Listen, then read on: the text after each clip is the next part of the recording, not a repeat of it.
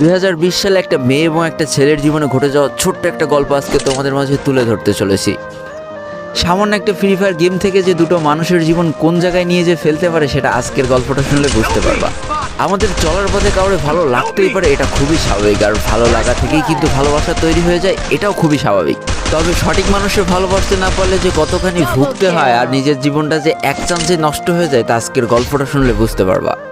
এই জন্যই বলি, হাতে যদি কিছু সময় থাকে ভিডিওটা প্রথম থেকে শেষ পর্যন্ত দেখে যাও, কারণ জীবন থেকে নেওয়া গল্পগুলো থেকে অনেক কিছু শেখা যায়। তো বেশি প্যাক না করে ছোট্ট একটা ইন্ট্রো দিয়ে আজকের ভিডিও শুরু করা যায়। আজকের গল্পটা শুরু শুভ এবং পরীকে নিয়ে। শুভদের পরিবারে বাবা, মা আর শুভর একটা ছোট ভাই। শুভ ছিল মধ্যবিত্ত ঘরের মধ্যবিত্ত সন্তান। দিন আনি দিন খায় খুব ভালোই চলে যাচ্ছিল। শুভর বাবা ছিল একজন ব্যবসায়ী।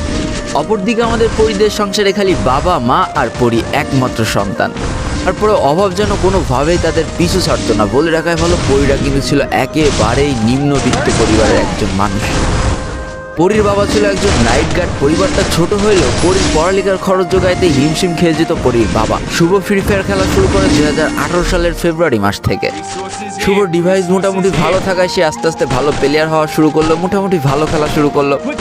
এদিকে আমাদের পরি এই ফ্রি ফায়ার গেমটার সাথে পরিচয় হয় 2019 সালের অক্টোবর মাস থেকে। যদিও তার ফোনটা অনেক লো থাকায় সে খুব ভালোভাবে খেলতে পারতো না।